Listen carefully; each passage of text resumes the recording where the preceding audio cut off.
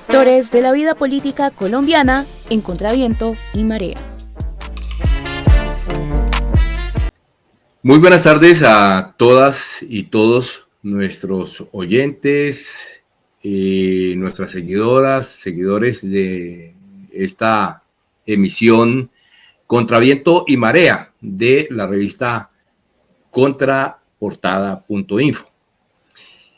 En esta tarde nos encontramos Mónica López desde Alemania, Álvaro Mejía desde Estados Unidos, el doctor Luis Guillermo Pérez desde Colombia, creo que está de Colombia ya.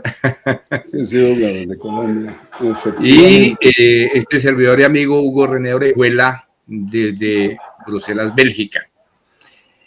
El día de hoy vamos a hacer un análisis un poco profundo de lo que ha sido el juicio contra el expresidente Álvaro Uribe Vélez, que en el día de ayer pues se le dio lectura a el veredicto o el fallo condenatorio, donde pues se conoció que lo condenaban a 12 años de casa por cárcel y también a una fuerte multa en dinero. Y pues vimos cómo la defensa quiso dilatar mucho más, amenazó incluso con hacer una apelación, bueno, en fin, o sea, de esos argumentos que querían enredar mucho más la situación que ayer se presentaba. Pero recordemos también, hay que recordar que este juicio, por mucho de que la prensa colombiana, algunos medios de comunicación le estén haciendo eco a Uribe de que este juicio ha sido un juicio de tinte político y no un juicio legal correspondiente a un proceso que empezó en 2013, recordemos por allá en 2013 cuando pues el mismo Uribe pues puso una demanda contra el senador Iván Cepeda por estar utilizando testigos o comprando testigos contra él. Pero resulta que las investigaciones luego se le voltearon a él.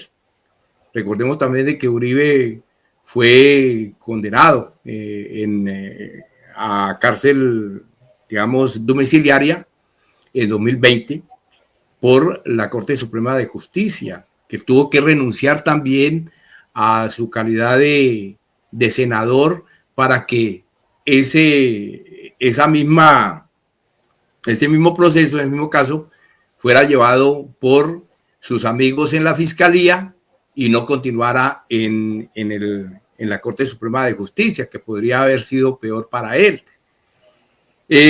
Luego de eso, pues ahora, en 2025, luego de trámites de dilatorios por parte de la defensa, tratando de que este tema precluyera por vencimiento de términos, pero no lo lograron. Resulta de que pues en este año 2025, en febrero, pues se reabrió el caso, se hicieron 67 audiencias, creo yo que fueron, y pues se concluye, la jueza concluye que sí, señor, él ha utilizado, ha sobornado testigos y ha tratado de evadir la justicia con este procedimiento ilegal en la justicia. Esto forma un gran precedente en Colombia, un precedente que en realidad, pues yo lo he determinado en esta forma. En Colombia no puede haber una justicia a dos velocidades, una velocidad para los poderosos y otra velocidad para los de a pie. O sea, la justicia colombiana tiene que hacerse sentir y formar precedentes para que en realidad se vuelva una justicia seria y pues democrática también. O sea, que en realidad se hagan justos sus veredictos ante todo ciudadano, sea rico o pobre. Es lo que tiene que demostrar la justicia, y yo creo que en este momento lo está demostrando. Pero hay unas cuestiones también, es el impacto que va a tener este juicio también, tanto ahora como también de cara a las elecciones de 2026. Entonces, eso es lo que queremos con el doctor Luis Guillermo Pérez y en compañía de mis compañeros de la revista Contraportada, pues analizar el día de hoy en esta emisión de Contraviento y Marea. Doctor Luis Guillermo Pérez, pues le doy la bienvenida y también le doy la bienvenida a mis compañeros de cabina. Bueno, un gran gusto estar de nuevo con ustedes, Mónica, Álvaro, Hugo. Sí, efectivamente, este fallo rompe en dos la historia judicial del país, la historia institucional del país, y yo diría también la historia política del país. Hemos visto que tres mujeres muy valientes, hay que rendirle homenaje a tres mujeres muy valientes que participaron de este proceso. De Yanira Gómez, la médica, quien fuera la mujer de Monsalve, quien posibilitó muchos de los elementos probatorios que han permitido hoy la condena contra Álvaro Uribe Vélez, pese a todas las amenazas, pese a toda la difamación en su contra, pese a toda la persecución contra su familia, y lo que había hecho a lo largo de todo este proceso, desde la Corte Suprema de Justicia, lo reiteró en este juicio. Así que ella merece un homenaje especial por su enorme valor civil.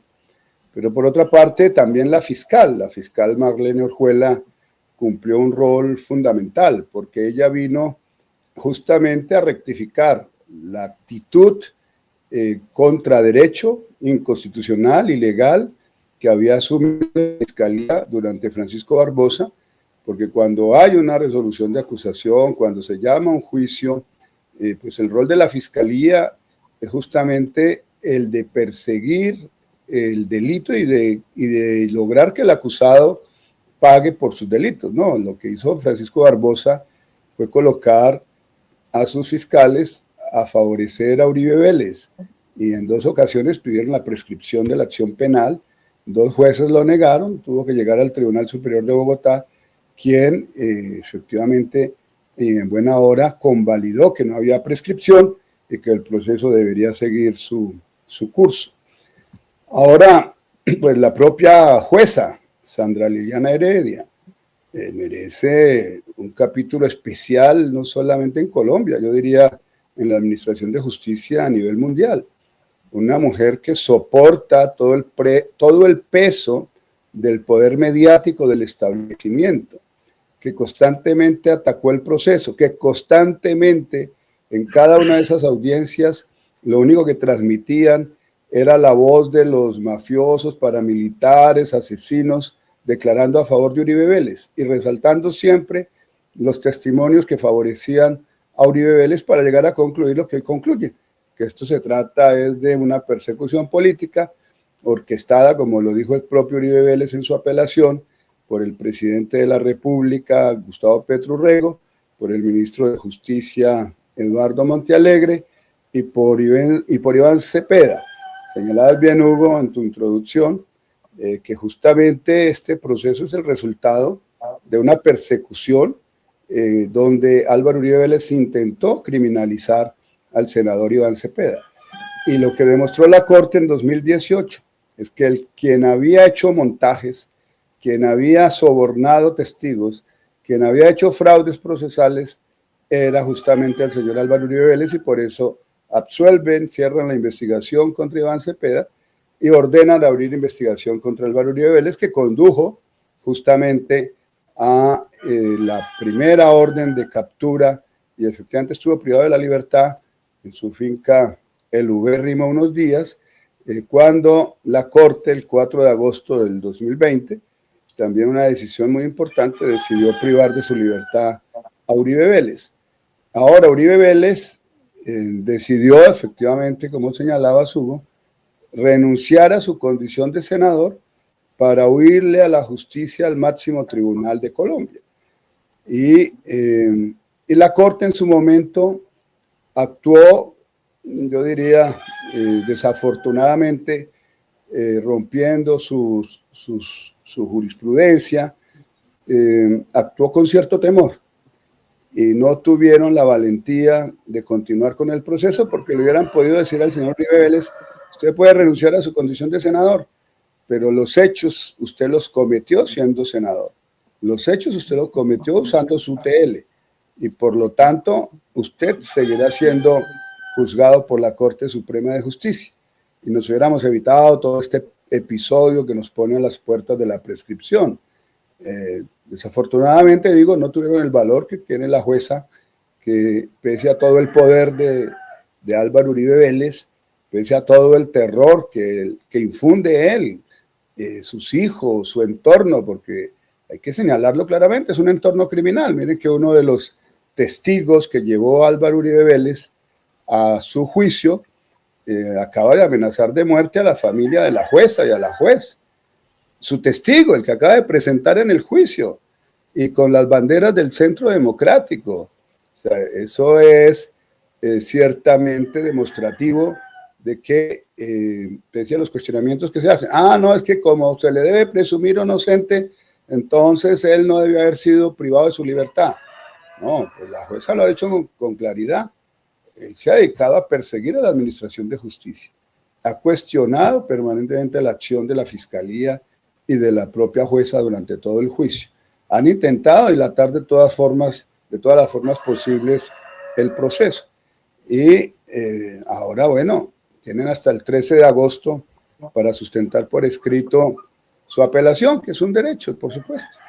Pero esperemos que en derecho también el tribunal termine de corroborar que ese juicioso análisis que se presentó en el sentido del fallo el 28 de julio, ese juicioso análisis que lleva en prueba por prueba, testimonio por testimonio, en concatenación de indicios, a que la jueza concluye que Álvaro Uribe Vélez es responsable de dos fraudes procesales y de 3 sobornos, y por eso se le condena a pagar más de $800,000 de multa y a 12 años de prisión. Así que mi solidaridad y mi admiración por la jueza, porque los ataques son infames, como es infame también el que estén acudiendo estos congresistas del Centro Democrático y los hijos de Uribe Vélez al gobierno de los Estados Unidos para pedir sanciones contra el gobierno colombiano y pretender que el gobierno colombiano es un gobierno de narcoguerrilleros, narcotraficantes, drogadictos. Bueno, toda esta narrativa supremamente peligrosa contra la estabilidad del país, contra la soberanía y la autodeterminación de nuestras instituciones y contra, en particular, la administración de justicia. Así que esto es un antes y un después, sin duda. Se rompe en dos la historia judicial de Colombia, acostumbrada a generar impunidad frente a los crímenes del poder, pero también es un antes y un después de cara a toda la institucionalidad, que demuestra que sí se puede actuar con transparencia, con independencia, con ética y con valor, no importa qué poderoso sea el poder criminal, mafioso que esté detrás. Y por supuesto que esto tiene, como lo preguntaba Hugo, un impacto en el escenario político. Pues ya Álvaro Uribe Vélez no podrá estar recorriendo todo el país como lo venía haciendo, con sus precandidatos del Centro Democrático haciendo campaña política. Ahora queda circunscrito a guardar justamente la privación de su libertad en su residencia en Río Negro, Antioquia. Bueno, le paso la palabra a nuestra compañera Mónica. Mónica, ¿tiene alguna pregunta? Sí, gracias, Hugo, y pues un saludo especial que no había tenido tiempo de saludar a Luis Guillermo Pérez. Muchísimas gracias que esté aquí. Pues nosotros vimos a una Sandra Liliana Heredia, una jueza digna, valiente y serena, leyendo durante 12 horas el lunes el fallo o el sentido del fallo. Ayer igualmente una jueza muy paciente, muy respetuosa de Álvaro Uribe Vélez, y sin embargo lo vimos alterado, gritando a la jueza.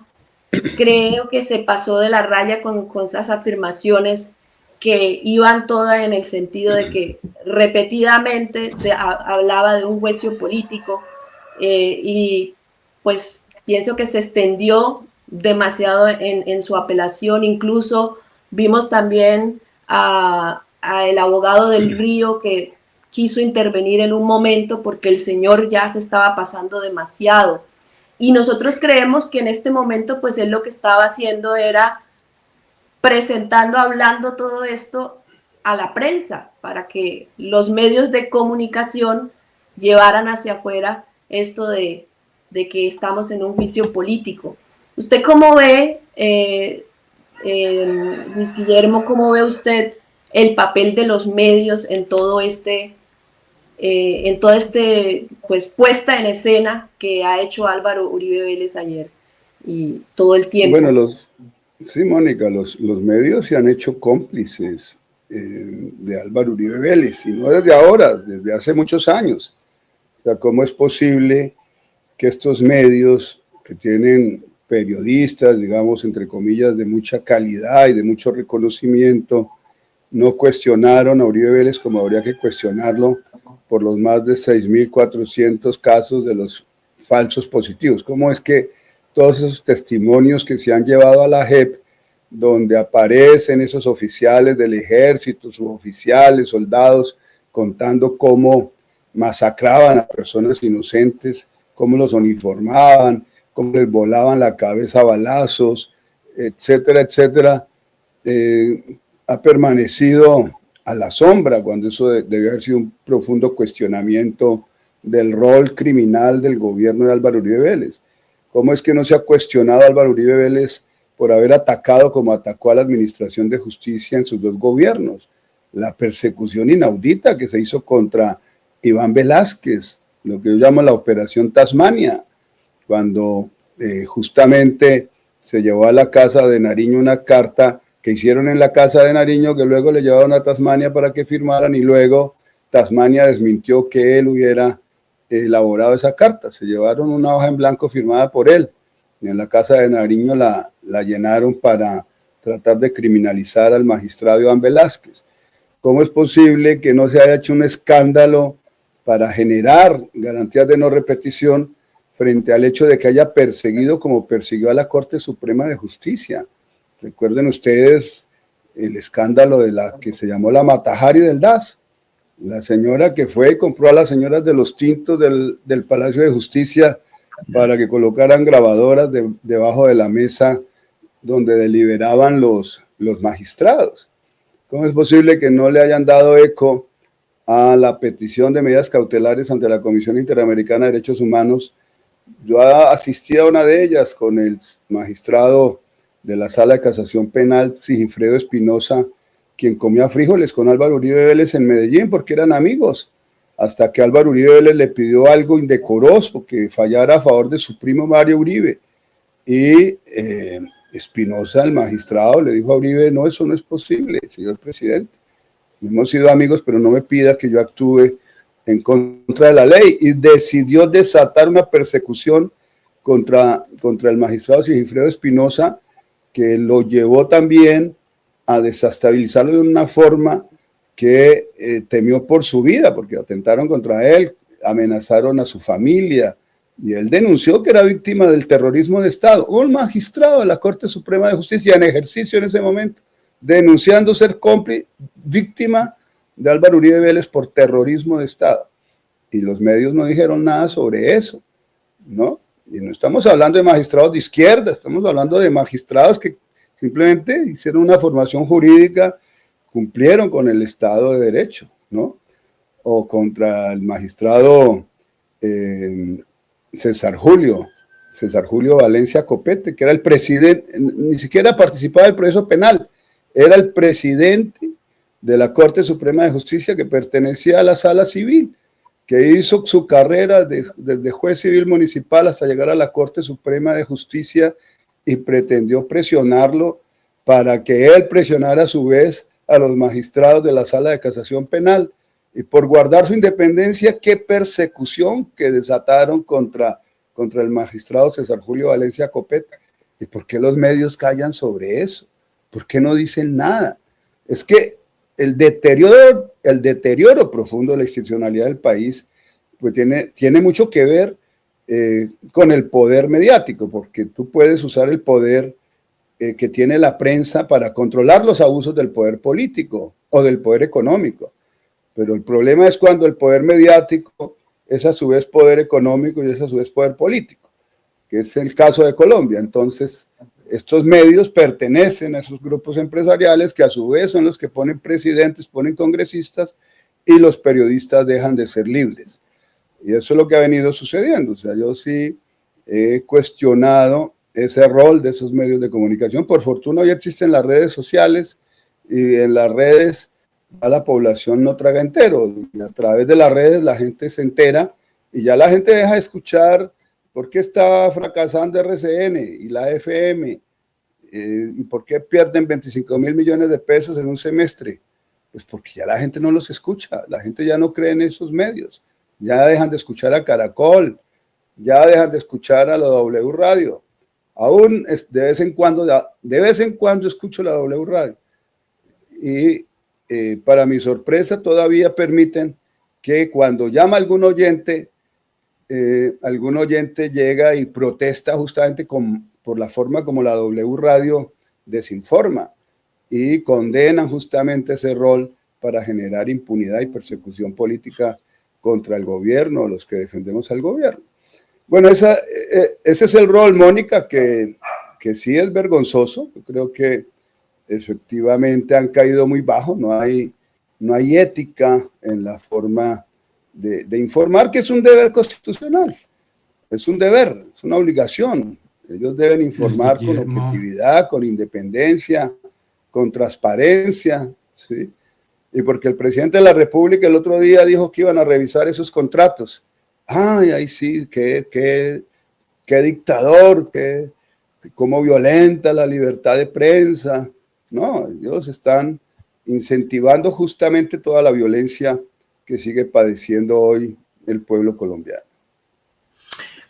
Álvaro Mejía. Mire, Luis Guillermo, a mí me parece que hay un contexto de situaciones y pues a la persona que más me gustaría preguntarle ciertas cosas de este contexto es a usted, porque no solo su visión académica, su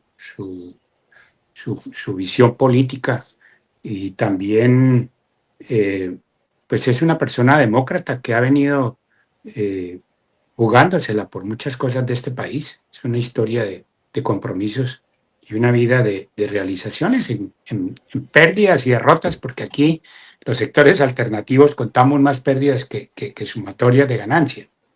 Pero mire, hay una cosa que es la verdad. Es decir, creo que el contexto de este juicio fue una verdad verdadera, porque verdades tiene instaladas políticamente Uribe muchísimas, como que él es una dulce paloma, es un pajarito de coger con la mano, todo el mundo lo persigue, y es un hombre con un historial de vida tenebroso, pero eso no es una verdad verdadera que haya salido.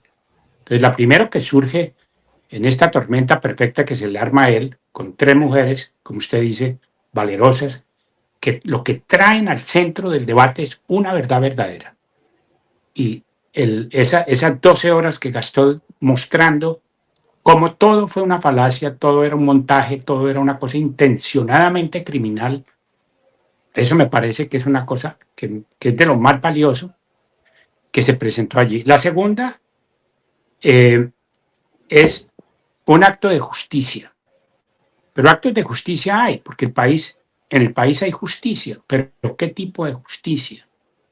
No es una justa justicia. Es ver a Álvaro Uribe sentenciado. Es una cosa que cuánta gente no ha esperado ese momento decir, que haya algo, no por precisamente uno de los pecados más grandes que él ha cometido, verlo empapelado, verlo enredado y hoy, pues no tras rejas, pero en su casa por cárcel. Y la tercera es un acto de democracia. Y un acto de democracia profundo, porque aquí hubo separación de poderes. No es como están llevando la derecha a todos los lados y a Estados Unidos en particular a decir que fue un acto político lo que allí hubo. Allí no hubo un acto político, porque allí la presidencia no tuvo nada que ver. Aquí hubo la autonomía de una fiscal y de una juez para actuar en justicia y para actuar pegados a la verdad. Y creo que todo eso fue exhaustivamente mostrado. Vamos a ver si más bien cuando haya las apelaciones no ocurre lo contrario, de que esta verdad verdadera, esta justa justicia y este actuar en democracia real, profunda, verdadera, no la echen para atrás. Yo creo que pues esto es una cosa que yo sé que usted sabrá valorar muy bien, pero se lo quería poner en este sentido. Si realmente hubo estas cosas, hubo separación de poderes, hubo una actuación en democracia, y esta pregunta se la hago para un propósito. Para que usted, hablándole a Bolívar, entienda Santander, se lanzaron las campañas presidenciales para los precandidatos. Esto es parte de los programas que debe tener un buen gobierno, que esto sea el escenario común, que tenemos democracia profunda, que tenemos un actuar de la justicia, que tenemos actuaciones de verdad, que tenemos un país construyéndose sobre esos valores. Otra cosa es que necesitamos reformas, que necesitamos comer todos los días, que el vasito de leche para los niños, que los niños puedan ir a una escuela. Esas son las cosas complementarias, pero la base, la estructura es esta. Y yo apelo a su sabiduría porque sé que le vamos a poder mandar mensajes a nuestros precandidatos. Mira, Álvaro, yo he tratado de ser muy objetivo en relación con la valoración de estos hechos y del proceso, y tengo que reconocer que he sentido un gran alivio y una gran alegría al momento en que se produjo el sentido del fallo y luego la sentencia este viernes. Una gran alegría no solamente por lo personal, porque también he sido perseguido por Álvaro Uribe Vélez y mi familia, y mis colegas del colectivo de abogados José Alvear Restrepo, y por eso hay una sentencia que nos notificaron el 11 de marzo del año pasado de la Corte Interamericana de Derechos Humanos contra el Estado colombiano, en particular por toda la persecución que desató Uribe Vélez contra nosotros a través del DAS.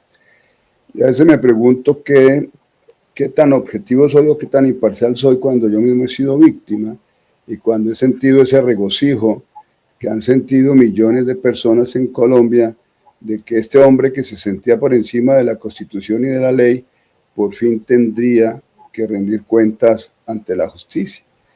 Y él sigue diciendo que él es inocente, que a él se le debe presumir inocente hasta que no se ratifique su condena en segunda instancia. Y él podría renunciar a la prescripción si tuviese el valor civil de hacerlo y decir, no, yo renuncio a la prescripción y que analice tranquilamente el tribunal y se tome todo el tiempo que tenga que tomarse y analicen esas 1115 páginas del fallo de la juez, porque es un derecho de la persona procesada, para que no quede duda sobre su inocencia, renuncia a la prescripción y que el tribunal se tome el tiempo que fuese necesario para resolver el fallo. Incluso el tribunal podría revocarle la detención domiciliaria en esa circunstancia. Pero no, él sigue presionando como sus abogados para que el tema llegue a la prescripción. Y cuando yo estoy escribiendo una nota que voy a publicar mañana, y la voy a publicar también en videos, cuando él reclama la presunción de inocencia para él, yo le pregunto, y se lo voy a preguntar, señor Álvaro Uribe Vélez, ¿y cuál fue su presunción de inocencia frente al asesinato del defensor de derechos humanos, el abogado Jesús María Valle Jaramillo?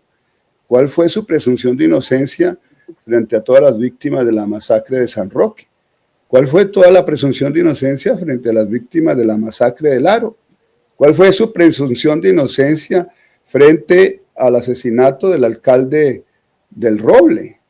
¿Cuál fue su presunción de inocencia frente a los hijos de las madres de Soacha, a los que usted dijo que no se fueron precisamente a coger café y se les desapareció, y se les torturó, y se les asesinó, y se les presentó como guerrilleros dados de baja en combate? ¿Cuál fue su presunción de inocencia frente a las 6.402 víctimas registradas por la Jurisdicción Especial para la Paz de falsos positivos, cuando usted ha venido defendiendo que las Fuerzas Armadas bajo su mando actuaron en defensa de la Constitución y de la ley? ¿Cuál es su presunción de inocencia en su relación con José Miguel Narváez, que usted lo ha reivindicado como su gran amigo y ha sido responsable? Yo lo he llamado a él el estafeta del terrorismo de Estado, que llevaba a los campamentos paramilitares no solamente cursos de anticomunismo, sino listas de personas a las que había que asesinar, entre ellos a Jesús María Valle, entre ellos a Eduardo Maña Mendoza, entre ellos a Mario Calderón y Elsa Alvarado, entre ellos el secuestro de Piedad Córdoba. ¿Cuál es la presunción de inocencia que tuvo frente a Piedad Córdoba, la que persiguió toda la vida? La muerte temprana de Piedad Córdoba fue el resultado de toda esa persecución infame de Álvaro Uribe Vélez durante décadas en contra de esta caudilla liberal que tanto hizo por los derechos humanos y la democracia en Colombia.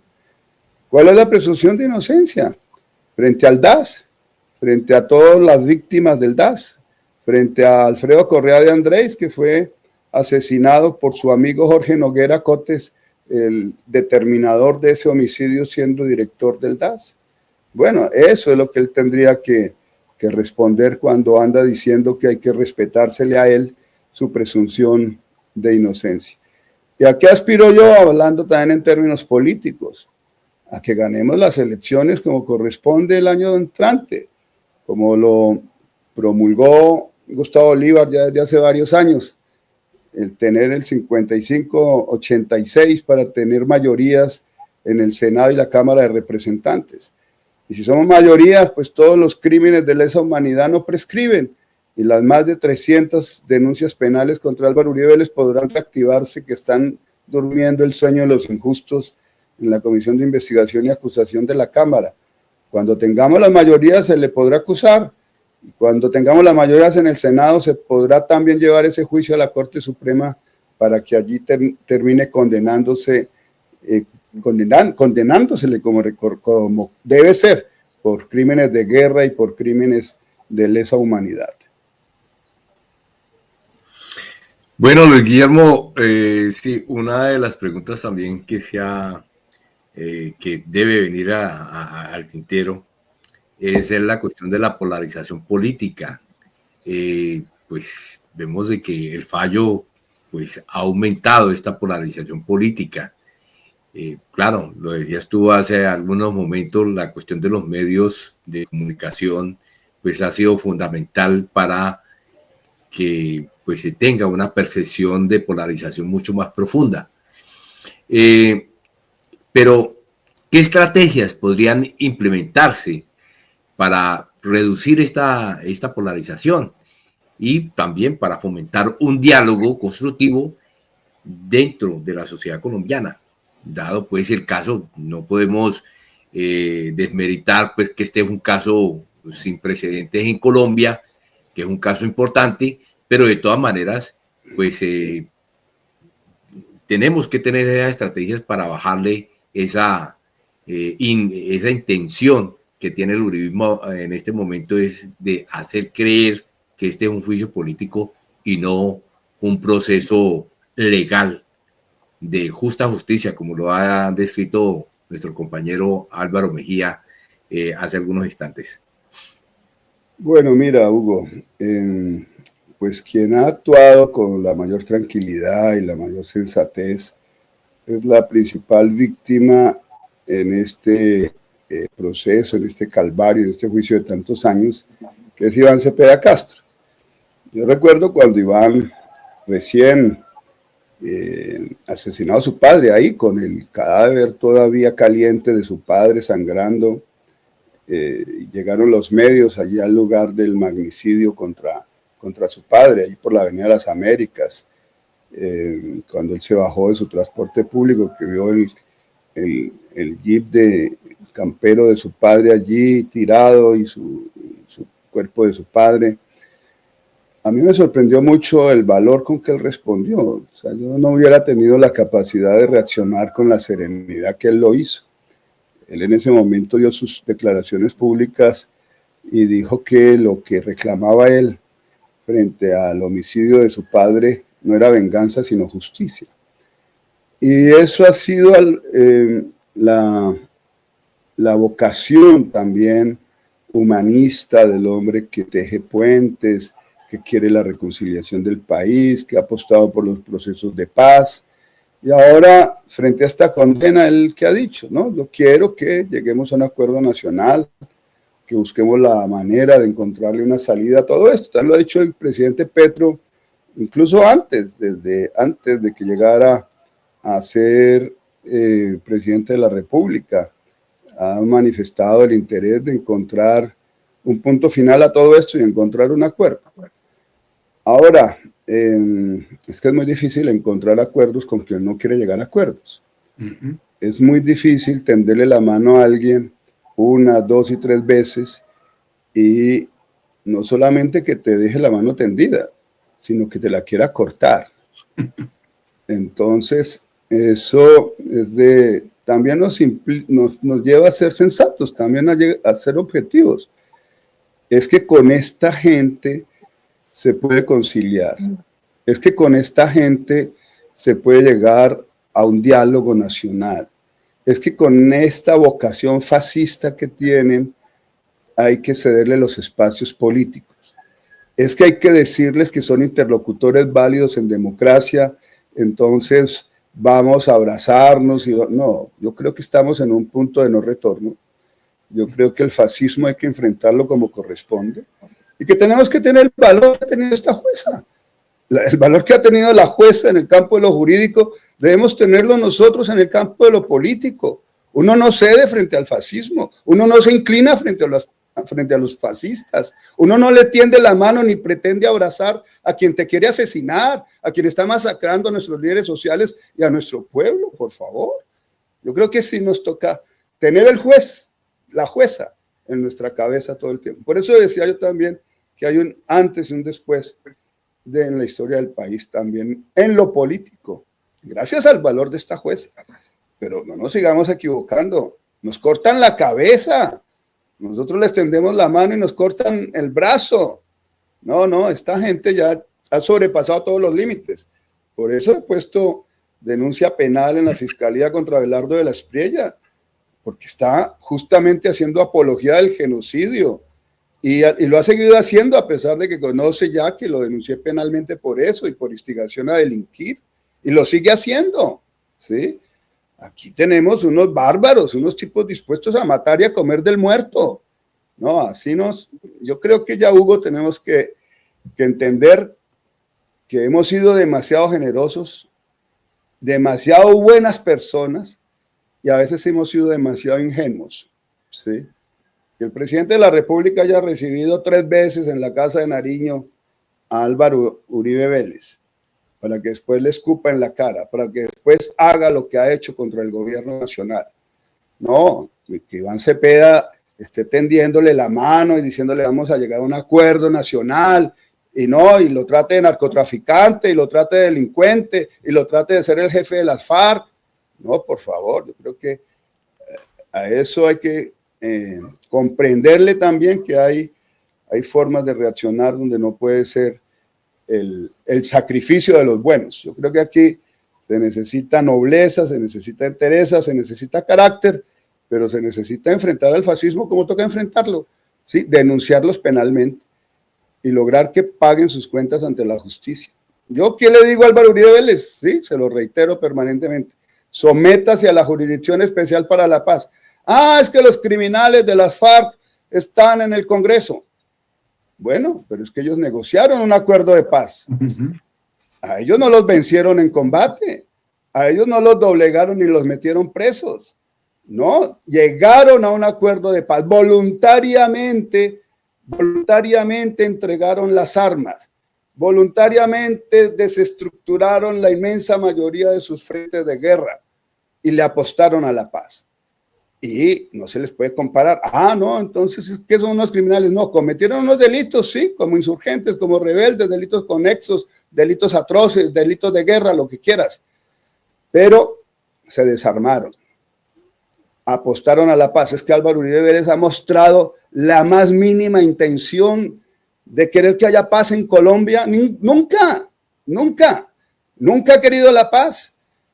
Su carrera política la ha hecho en torno a la guerra, en la promoción, primero, bueno, sus vínculos con el cartel de Medellín, que todos conocemos, cómo llegó a la aeronáutica civil, cómo le entregó centenares de pistas a los mafiosos durante su gestión, cómo llegó a la alcaldía, cómo llegó a la gobernación, cómo llegó a la presidencia de la República de las manos del paramilitarismo. Todo eso lo conocemos, ¿cierto?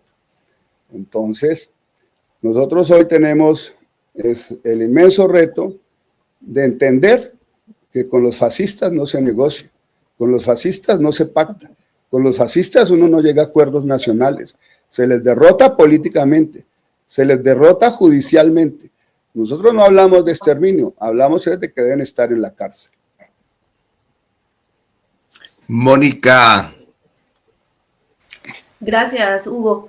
Yo de todas maneras, aunque es muy poco probable que Álvaro Uribe Vélez se someta a la JEP o que vaya a tomarle la mano que le ha extendido Iván Cepeda, invitándole a ese acuerdo nacional, ¿qué implicaría realmente en el caso de que él lo hiciera? ¿Qué implicaría para Colombia el hecho de que él se sometiera a un acuerdo nacional? Y yo lo pregunto porque es que ahora con lo del fallo, las personas que están del otro lado, pues toman como argumento que pues la guerrilla y la FARC, que usted también acaba de mencionar, pues que ellos cometieron delitos atroces, entonces no es justo que estén en el Senado y que estén representando la política. ¿Cómo hacemos para explicarle a las personas esas situaciones de llegar a acuerdos para poder avanzar en la paz en Colombia? Sí, Mónica, mira, yo creo que hay circunstancias en la historia de los pueblos donde se requiere pensar también a largo plazo.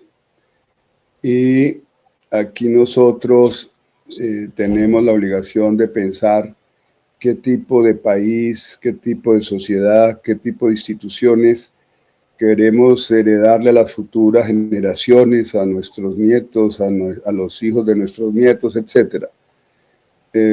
Un país que se sometió al terror, que se sometió al fascismo, que se sometió al narcoterrorismo, un país que encontró grupos guerrilleros que tuvieron la madurez en su momento de entender que el camino no es la guerra. El camino no es la guerra. Yo eso lo comprendí hace muchos años. Las guerras insurgentes en Colombia lo que han permitido o lo que han conducido es a fortalecer estos personajes fascistas en nuestro país. Y así lo entendió el M-19, Álvaro.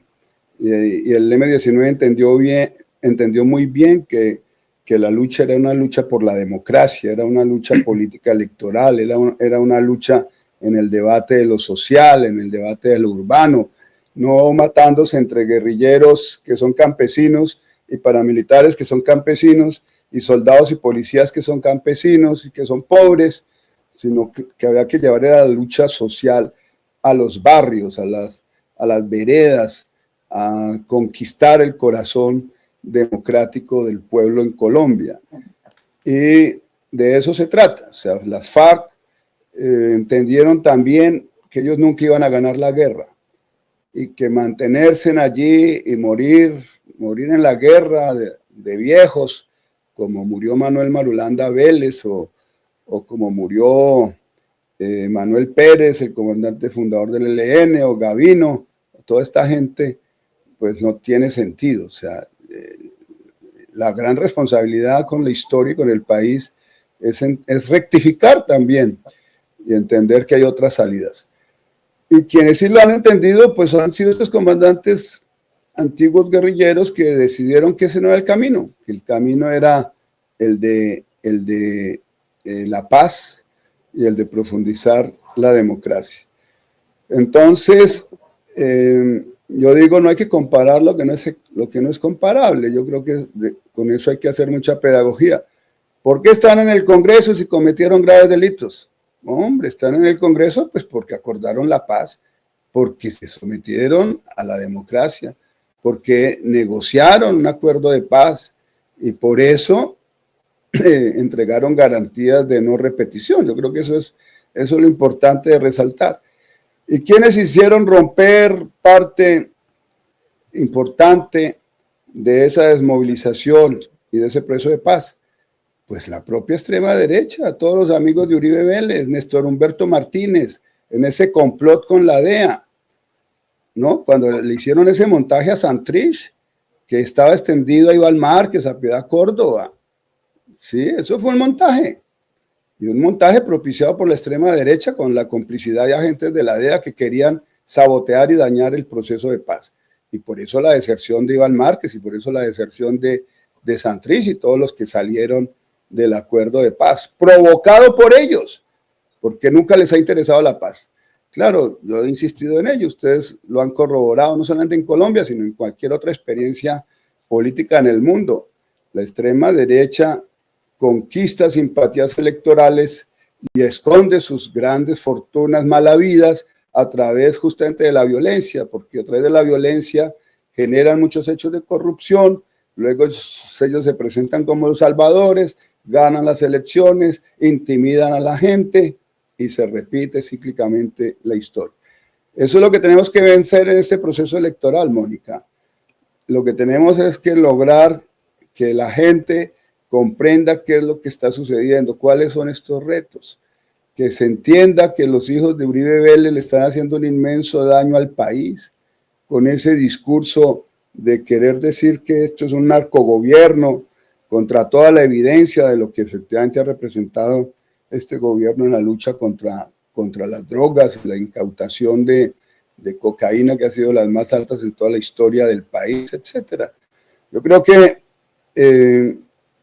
hemos ido rompiendo muchos escenarios de control hegemónico del poder. No tenemos hoy el poder, tenemos el gobierno, no tenemos el poder. Pero avanzamos y hemos logrado romper el relato hegemónico de los medios de comunicación del establecimiento. Y por eso la gente cada vez traga menos entero la forma en que se comunica y dejan de ver y de escuchar estos medios. Yo ahorita tengo aquí a una tía mía que tiene 83 años de edad, que viene de los Llanos, y mi tía, que solo la veo de muy de vez en cuando, pues ahora me ha transmitido la gran alegría que hace rato dejó de ver Caracol y RCN y de escucharlos.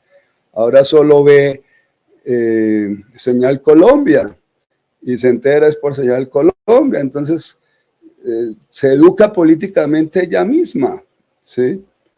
Porque comprendía el daño que Caracol y RCN le hacen permanentemente a la democracia colombiana y al derecho al pueblo a estar informado con objetividad. Don Álvaro Mejía. Sí, Luis Guillermo, parte de la pregunta que yo le tenía, usted se adelantó, la respondió y dejó un buen escenario para continuar en el análisis. Sí, yo le iba a preguntar sobre el Acuerdo Nacional de Cepeda, pues yo no lo vi como coherente, no en él, porque él es un hombre de bondades, es un hombre que aprovecha esto para no hacer cauda política ni para tomar ventajas, no, eso me parece que ha sido una persona que dignifica en términos de su actuación y de su hacer y decir, ¿no? Y ciertamente que salga de él un acuerdo nacional es como lo natural que él puede producir, ¿no? Pero ya traducido esto en términos políticos, yo creo que usted lo expresó muy bien. Aquí hay un país dividido, un país que cada día se rompe más. Y pues creo que una intención de todos nosotros ha sido que ojalá el país se unifique. Eso sí, creo que todos hemos tenido, bueno, pero pues hagámonos pasito, perdonémonos cosas y todo, pero no. Ellos no tienen ni perdón ni olvido, ni tienen, ellos son reincidentes en lo de ellos, insisten en su proyecto, insisten en sus programas. Ellos sí que se apoderaron de todas las formas de lucha. Ellos hacen lo que sea con tal de preservarse como poder. Yo frente a eso, y ya con su respuesta y con su orientación, pues le pediría como una evaluación en torno a lo que se viene de país. Un país que sabemos que está fracturado, un país que entra en etapa preelectoral, un país que va a tener candidatos. Y cuando yo le digo que hablemos a Bolívar para que entienda Santander, es porque nosotros sí debemos ejercer mucha influencia sobre nuestros candidatos. Yo creo que a Petro le permitimos que nos trajera un programa que además es excelente, muy bueno, y fue el que él elaboró con la vida y con asesores y todo, pero fue el que trajo. Yo creo que ahorita hay que decirle a nuestros candidatos, oiga, escuchen, porque nosotros tenemos cosas que decir. No en lo personal, yo no me siento autorizado a decirle nada serio a ninguno de ellos, porque todos son personas capaces y todo, pero digo, hay un acumulado de reivindicaciones histórico-políticas que ellos deben estar en el alma de ellos. Democratización, paz, justicia, que haya prosperidad. Es un montón de cosas que tienen que estar en el implícito de los programas. Pero, ¿cómo usted miraría ese país que va caminando hacia ese proceso preelectoral, electoral y de nuevo gobierno? Álvaro, yo suelo ser optimista porque yo creo que tenemos la obligación también de comprender que pese a todas las dificultades, han avanzado muchas cosas en nuestras formas de hacer política. Tenemos divisiones, tenemos diferencias, tenemos problemas internos, pero llegamos a un gran acuerdo, sí, un poco tardío, pero llegamos a un gran acuerdo sobre las reglas de juego para elegir quién va a ser el precandidato o precandidata del pacto histórico a la presidencia de la República, y se va a definir el 26 de octubre. Y también se llegó a un acuerdo de que se va a someter a consulta también quiénes van a encabezar y cómo van a ser las listas cerradas en cremallera, paritarias, del pacto histórico a las cámaras o al Senado. Si nosotros logramos consolidar este proceso, que tiene muchos enemigos, por supuesto, pero si el 26 de octubre logramos consolidar esa fuerza democrática del pacto histórico, aunque no le reconozca la personalidad jurídica el CNE, que no creo que se la va a reconocer, pueda que excepcionalmente sí suceda, pues porque tenemos la suerte que cayó en manos de un magistrado liberal del CNE, del magistrado Altús, que ha demostrado no ser enemigo del gobierno y que puede dar una ponencia positiva, y tendríamos ya 4 votos de 6 que se necesitan, pero ellos ya no tienen tampoco la mayoría para negarlo. Entonces, ahí hay que saber jugar eso muy bien. Pero yo sí creo, cuando ves lo que sucede en relación con las demás fuerzas políticas, el único movimiento que tiene bases sociales es el pacto histórico, que tiene bases campesinas, sindicales, ambientalistas, culturales, de jóvenes, de mujeres, una gran fuerza indígena que respalda el pacto histórico. Eso no lo tiene ningún otro partido político en Colombia. Los otros mueven sus maquinarias clientelistas a través de los dineros de la mafia, la compra de votos, lo que ya conocemos. Pero ya tenemos un recorrido y una preparación que nos permitirá enfrentar de mejor manera las elecciones del 10 de marzo al Congreso y la decisión que se tomará también en consulta de quién será el candidato o candidata del Frente Amplio que ha de disputarse la presidencia el 31 de mayo. Y con ese proceso esperaríamos que pudiésemos ganar en primera vuelta. ¿Y qué es lo que más optimismo me da de todo esto? Frente a todos los ataques virulentos, sistemáticos de la gran prensa en contra del presidente, ustedes han visto la última encuesta de Guarumo, que no es precisamente una encuestadora ni siquiera de centro, es de la derecha. Y en esa encuesta aparece el presidente de la República subiendo en su popularidad, llegando al 40%. Así que tenemos grandes posibilidades de tener las mayorías en el Congreso y de volver a ganar la presidencia de la República. Y a eso es lo que le tenemos que apostar, a seguir profundizando la democracia y el de prepararnos también para lo que viene, porque hay que cuidar nuestras vidas, hay que sabernos proteger, hay que entender que este proceso político es complicado y que no debemos estar por allí, como se dice popularmente, dando papaya para que nos den en la cabeza. Bueno, Mónica, para ir terminando la entrevista, quisieras hacer la última pregunta.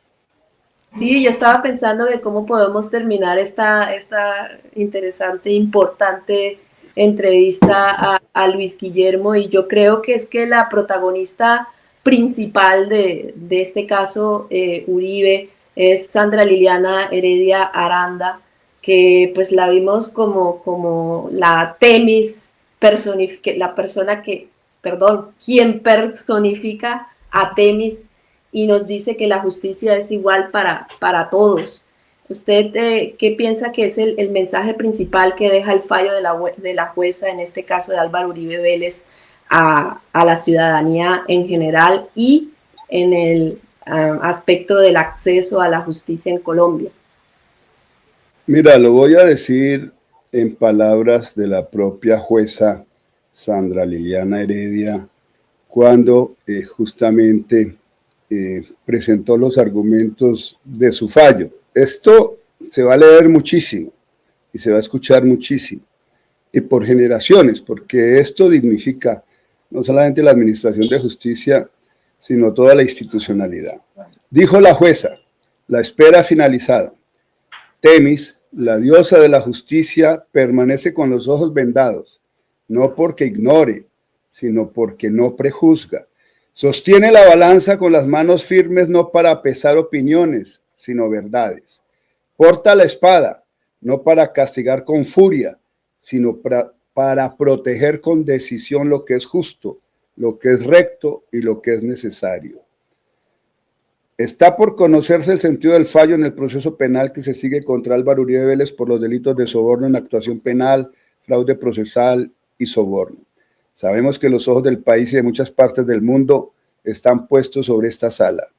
Sabemos que este juicio ha despertado pasiones, dividido opiniones y movilizado emociones, pero también sabemos algo más importante: el derecho no puede temblar frente al ruido y la justicia no se arrodilla ante el poder. La justicia, como Temis, no ve nombres, ni cargos, ni estaturas, porque su mirada está enfocada exclusivamente en la verdad jurídica y en el deber ético de resolver conforme a la ley y la conciencia. La administración de justicia, como bien jurídico supremo, no está al servicio de la política, ni de la prensa, ni de la historia. Está al servicio del pueblo colombiano, que merece y exige una justicia imparcial, transparente, libre de perjuicios, firme frente a la presión y diligente. Cualidades que suponen implícitas a la ética que todo proceso de justicia y funcionario de servicio debe tener, sin que debiera ser objeto de suspicacias irresponsables, malintencionadas de quienes pretenden cuestionarlas. Y ese día en esta sala queremos decirle a Colombia que la justicia ha llegado como debe ser, serena, reflexiva, sin manipulaciones, sin arrebatos, pero también sin dilaciones, con la responsabilidad que debe caracterizar naturalmente al sistema al que le ha sido asignada la noble misión de administrarla. Ha llegado después de un proceso garantista, profundamente respetuoso del debido proceso y la presunción de inocencia. Ha llegado pese a las tormentas de la opinión pública, pese a los intentos de deslegitimación, pese a los ataques que ha recibido esta judicatura en su vano intento por enlodarla. Este juicio, vale decirlo sin rodeos, no es un juicio contra la historia política de Colombia, no es una revancha, no es una conspiración, no es un acto de oposición ni de política, es un acto de justicia y solo de justicia. Y aquí agrega algo muy importante que reivindica el rol justamente desde una perspectiva de género. Hoy también es necesario recordar algo que la historia no debe pasar por alto.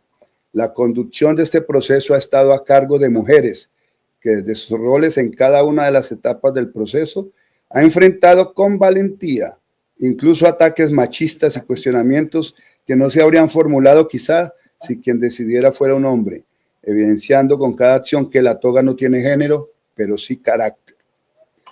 Y que cuando una mujer administra justicia lo hace con el mismo rigor o incluso más que cualquier otro funcionario judicial, y que el sentido de responsabilidad se trae siempre al estrado. Este es un momento para reafirmar el trabajo silencioso de cientos de juezas, fiscales, defensoras, magistradas y funcionarias que desde su despacho todos los días sostienen en alto el nombre de la justicia colombiana. Hoy este estrado no decide sobre un nombre, decide sobre unos hechos y esa distinción es vital. El sentido del fallo que se dará a conocer no tiene orientación política o está atravesado por simpatías o antipatías. Aquí no hay lugar para la sospecha o el cálculo electoral o las lecturas interesadas. Lo que este despacho ha hecho desde el inicio es cumplir su obligación constitucional y legal de resolver lo que el derecho permite resolver, ni más ni menos. La separación entre justicia y política es un principio esencial del derecho y este juzgado lo defiende con la misma convicción con la que defiende los derechos fundamentales, la dignidad del procesado y la autonomía judicial. Mira, esa es una pieza maravillosa, extraordinaria, que le da a uno muchísima alegría de haberla escuchado, porque yo la escuché y luego de transcribirla y de poder leerla y la seguiré citando hasta que me muera, porque yo creo que esas son de las cosas que le permitan a uno tener esperanza en la humanidad. Bueno, Luis Guillermo, pues muchas gracias por haber aceptado nuevamente esta invitación a Contraportada, a mis colegas Mónica López desde Alemania, Álvaro Mejía desde Estados Unidos, este servidor y amigo Hugo René Orejuela desde Bruselas, Bélgica, a todos ustedes, amigos oyentes y seguidores de Contraportada.info, pues les deseamos muchos éxitos, muchas gracias por seguirnos y a ti, Luis Guillermo, también muchos éxitos.